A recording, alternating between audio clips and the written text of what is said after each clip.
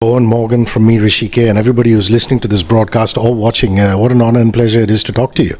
Thank you very much for having us, guys. It's been a busy day so far, but all the better for seeing you. Well, I've always wondered how you managed to remain as cool as a cucumber on the pitch. Are you that way off the pitch too, or were you a bit of a hot-headed kid when you grew up? Or tell us about that, because we're used to seeing an Indian captain who's all passion and who wears his heart on his sleeve and he's full of emotion. So just the fact that you're so cool.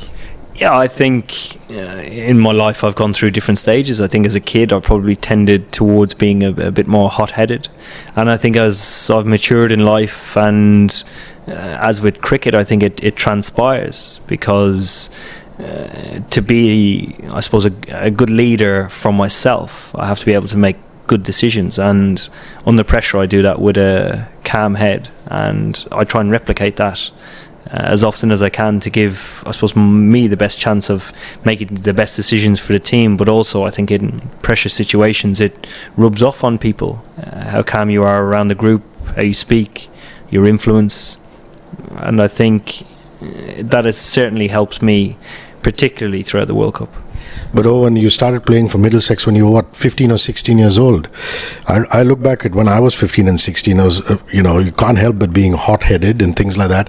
Were there some moments in the dressing room back in the Middlesex teen days? Definitely. I think when you're a teenager, the emotion and the build-up and pure desperation to succeed and do well and live your dream does bring out some emotions, and certainly that was the case with me. Certainly when I speak to young children now, I advise them to enjoy it as much as they can, because certainly throughout I suppose teenage years, when I didn't do that well, I was so devastated, and it affected me for a couple of days afterwards. But certainly that's not the case now. A little birdie tells me John Embury gave you a bit of a rap on the knuckles. He did. A wrap around the back of the head, I think, is the best way to describe it. John signed me in Middlesex. He was the first team coach, and I came off, or I was walked off in a 4-day game at lunchtime as I danced down the wicket to Danish Canary and tried to hit him over the pavilion at Lord's. I swung that hard and I missed the ball by a good foot and a half, and everybody walked me off as I was stumped, out for 94 trying to get 100 before lunch. And I walked up the stairs at Lord's and showed disregard and disrespect, I think, for everything about Lord's. And Embers kindly reminded me with a bit of hairdryer treatment that I wouldn't last that long, both as a cricketer at Middlesex and as a batsman myself, if I continued to carry on like that. And it's remained very vivid in my memory, that moment that he did, because it certainly changed things for me in regards to decision making. It's wonderful that we have somebody like you associated with the T10 league. Everybody talks about diminishing attention spans, and the reason why football is so popular as a sport around the world is because it's quick and fast and things like that. And you've really been a pioneer in bringing aggression and quickening up the pace of the game. So, and I believe you've been part of the inaugural T10 edition too. So, just your thoughts about the format and how it has panned out over these last 2 years. Yeah, absolutely. I've played the last 2 seasons of T10, and I think that the third edition of the Abu Dhabi T10 this year is going to be extremely exciting. The first 2 seasons in particular were extremely successful. I suppose everybody was a bit apprehensive to start, not knowing what this format might, what role it might have in the game. But I think every format has a role to play in the game. Test match cricket is obviously the pinnacle and remains the pinnacle as long as youngsters appreciate it and regard it as the highest honour. I think 50 over cricket has its place as well, and the influence T20 cricket has had in the last 15 years has been remarkable. I think the role T10 has in our game is, first and foremost, every competition that is played around the world is to grow the game and give people opportunities, particularly domestic cricketers in the country, the host country. And number 2, T10, I think, is a beautiful format in the fact that it only lasts 90 minutes. You get a bite size of what our beautiful sport looks like, and you can play a full 8 to 10 team tournament in the space of 12 to 15 days. And when you think about growing the game, my first reaction is always, well, you could hold a tournament, full tournament, in something like the Olympics or the Commonwealth Games. And I think T10 is the format in order to use that, in order to broaden and grow our game even more. And in that aspect, considering that it is going to be played in Abu Dhabi, the fact that broadcasters come in and bring it to you as live primetime entertainment, for example, what Sony Sports Network is doing here in India, that must be of particular interest to you as somebody who wants to grow the game. Oh, it is. Sony have been great supporters the first 2 seasons and continue that this year with more exposure. And to be honest, without support like that, the game doesn't travel. It doesn't get to different countries around the world, and it doesn't feature with the audiences that we're trying to target. So we're very thankful that the coverage that they bring, and also the backing as well. Well, when we were kids in the 90s, Sharjah used to be a very famous stadium. The movie stars would show up to watch India versus Pakistan games. Is it the same stadium that you used for the T10 League? Yes, so the first 2 seasons we used it in Sharjah, and people came in their droves. I remember making it to the final of the inaugural T10 League, and there must have been 10,000 people outside with a packed stadium inside, people desperate to get in and see their stars that they want to play. I suppose that's another beautiful thing about T10 cricket. Sometimes in cricket you turn up and you want to see your best player perform, your Joe Root, your Virat Kohli, you want to see him score runs, and you might turn up and they don't, because everybody's human. I think the beautiful thing about T10 is you can turn up, buy a ticket, and see 4 games in that space of time, where there might be 3 or 4 hero players, and if there are 3 or 4, one of them's bound to turn up on the day and perform.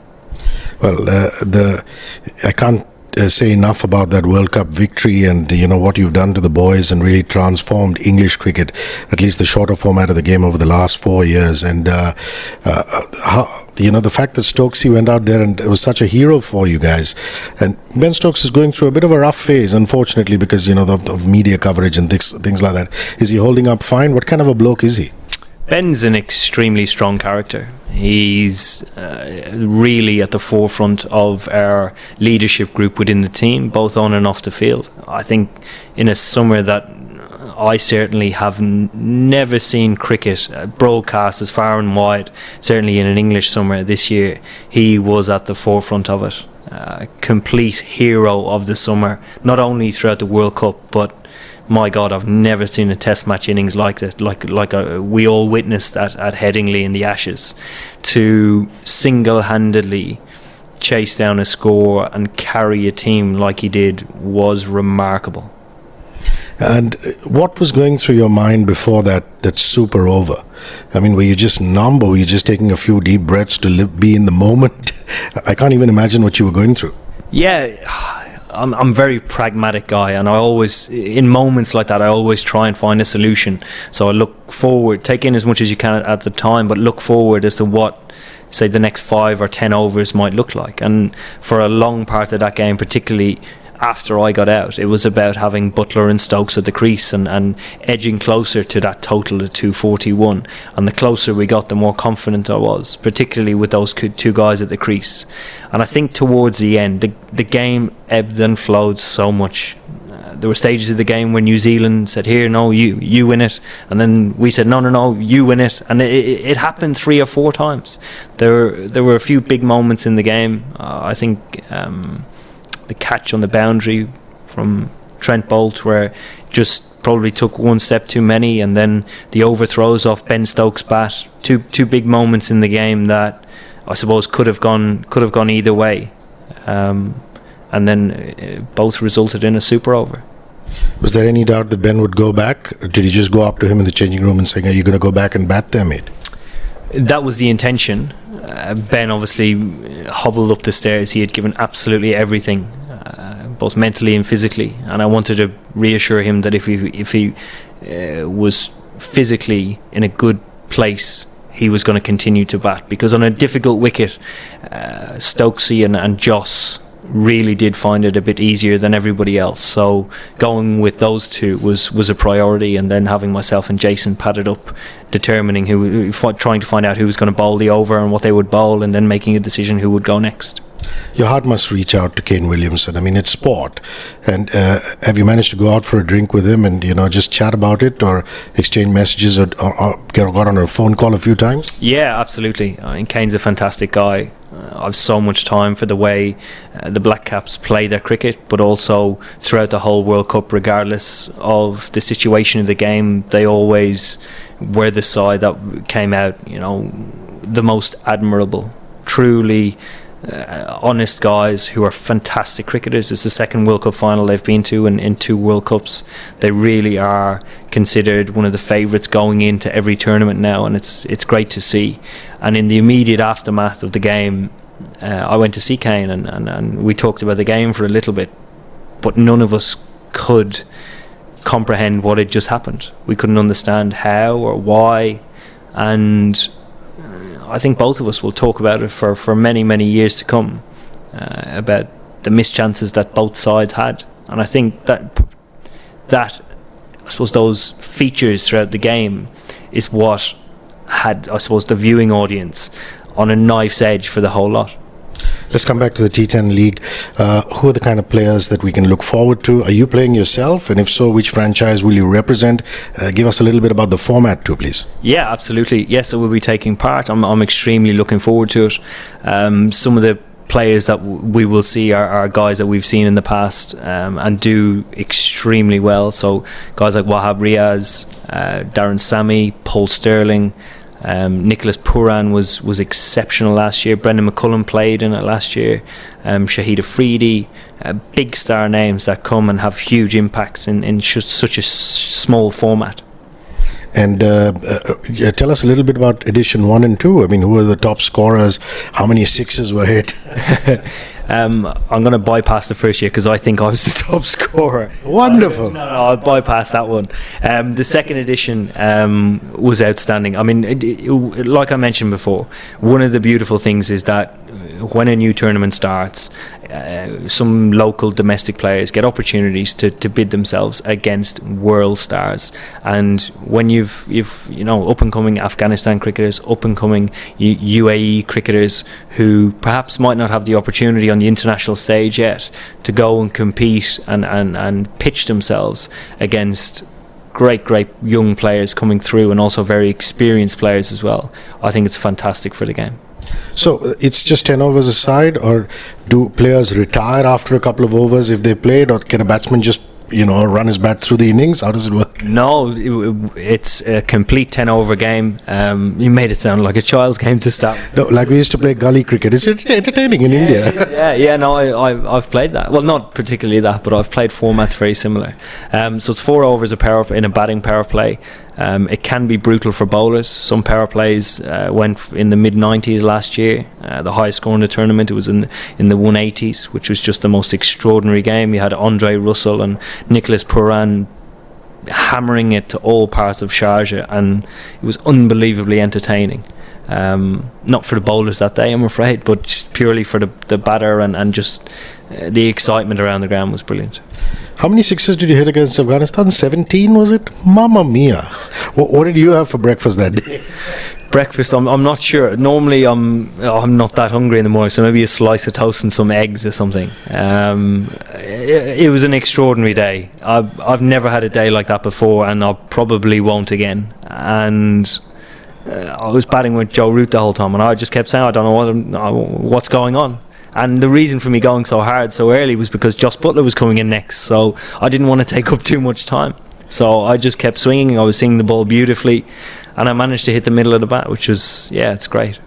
And that reverse sweep, do you practice it a lot in the nets, or is it just something that you go with gut instinct, come match time? Yeah, I used to practice it a hell of a lot, and it used to be a staple part of my batting preparation, but I actually don't practice it a lot now. It's just a matter of making a decision and going and trusting your instinct with the shot at the time. I don't think I'll ever lose it, and it's something it's been very rewarding for me over the years. Sports management schools are going to write about how you managed to do this. 2015, enough has been said about how disastrous it was for you as first-time captain, and the drastic turnaround to become world champions 4 years later, and your leadership is sterling.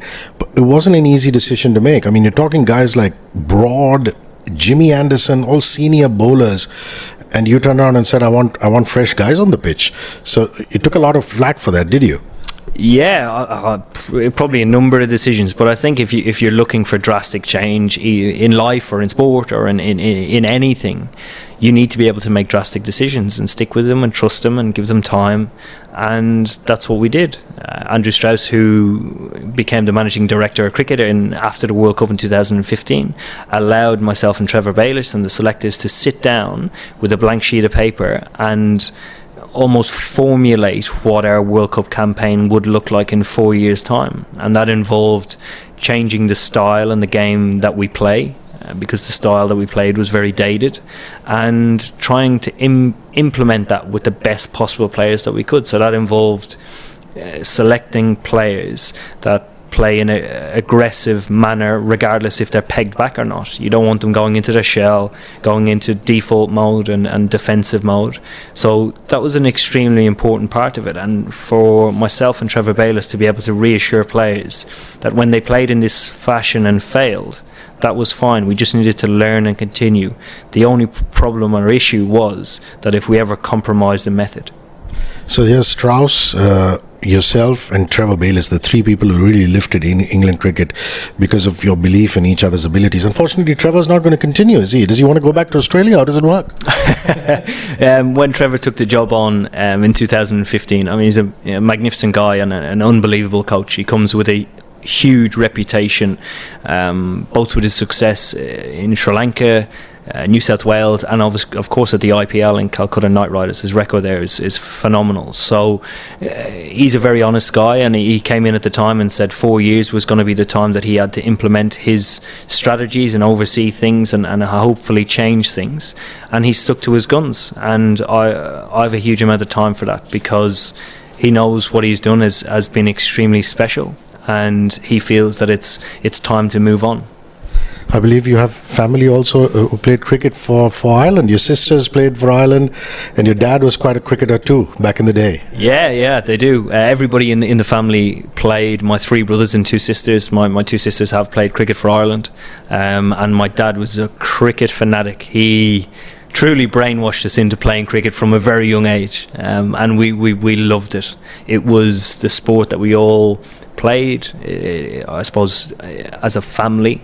And we'd all go down to the local club and play as well. But it creates a beautiful community, and I think at the back of it, cricket's a fantastic sport because it creates great disciplines, respect, honesty.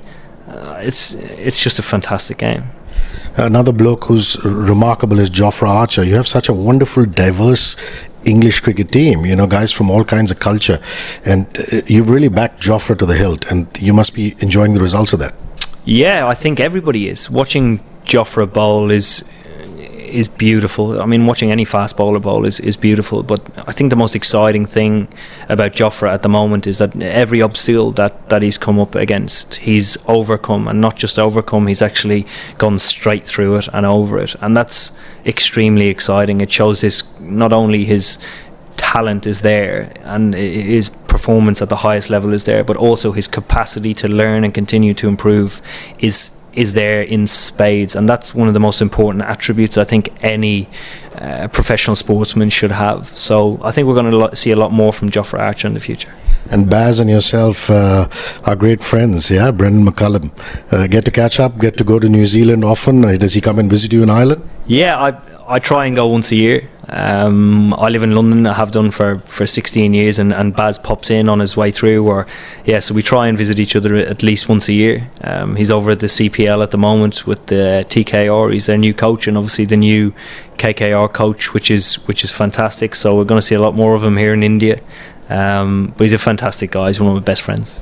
Who are you mates with in the Indian cricket team, or all your time in the IPL? I've shared a change room with quite a few of them actually. I quite enjoy Bhuvi. Bhuvi's a nice guy, beautiful swing bowler, but at the back of it, he's a really, really nice guy. Zach is downstairs to see you, though. Yeah, Zach is downstairs. Thankfully, he's retired, though. I don't have to face him anymore. That's quite nice. My last question is going to be about music, because at the radio station we play a lot of Irish bands, and U2's coming on tour here. They're here on the 15th of December. We're also looking forward to hopefully the Corrs reuniting and coming. But Irish bands have always, modern bands like The Script and things like that. So what's on your phone? What are you listening to? Do you listen to some Irish music, or English music? What kind of music? Yeah, U2 is hugely prevalent in my phone. They're an extraordinary band that have proved themselves over decades and decades, and their music is completely timeless. So if I'm ever in the shower or I have a place to go, I'll always have that on in the background. DY Patil on the 15th, you should be here. I'll try and come. You know what? I'll try and come. It's actually a beautiful stadium as well. Last time I was there, there's great sound that projects across it. I'd love to. I seen them once in Perth in 2010, and then they were in London. They played a small gig in Trafalgar Square 4 or 5 years ago, and it was amazing. I was like a kid. Honestly, I was screaming and singing and was loving it. What would you like to say to all Indians who should get out there and watch the T10? Yeah, I think I'm proof that it's exciting. It's possibly the future of the game, which is it makes it, as a cricketer and as a fan, to see your idols play such a short format and such an exciting format is thrilling. So guys, tune over to Sony, watch it in November, and hopefully we'll entertain. Eoin Morgan, thank you very much. Cheers. Pleasure, guys. Thank you.